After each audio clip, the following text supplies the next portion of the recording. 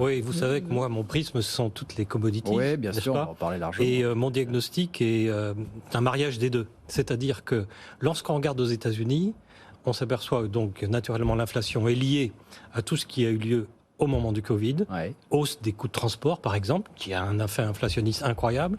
Deuxièmement, hausse des matières premières globales sur toute la planète après l'invasion de l'Ukraine par la Russie. Et puis, troisièmement, hausse de l'activité aux États-Unis depuis que Joe Biden a décidé de rapatrier avec l'IRA, son programme IRA, de rapatrier en local, si je puis dire, beaucoup d'activités. Donc, en quelque sorte, une fin entre pointillés de la globalisation. Et ça, c'est aussi inflationniste. Or, on s'aperçoit de quoi ? Que premièrement, il y a une baisse déjà bien avancé des coûts de transport. Donc ça, c'est fini. J'ai fait un petit calcul avant de venir chez vous pour vous dire que comparé au 24 février 2022, donc le jour où la Russie envahit l'Ukraine, le TTF, donc le prix du gaz, est 4% en dessous.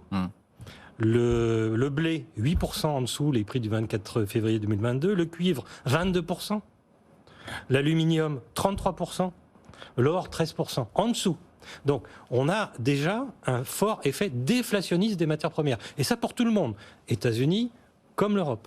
Le problème que nous avons en Europe, ou plutôt, ce n'est pas un problème, la différence que nous avons en Europe par rapport aux États-Unis, c'est on a le même problème sur les coûts de transport, mais ça a baissé.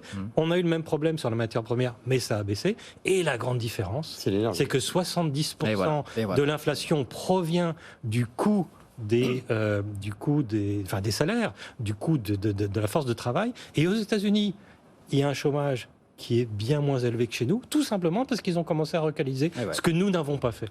Et donc, c'est pour ça qu'il y a ce découplage dans le diagnostic entre les États-Unis, qui resteront un peu plus inflationnistes que nous, et nous, qui devrions être moins inflationnistes que les États-Unis. Sébastien, je voudrais rebondir sur les États-Unis qui resteront un peu plus inflationnistes. C'est vrai, quand on lit entre les lignes tout ce que dit la Fed, à aucun moment l'objectif n'est de revenir à l'ancienne cible de 2%.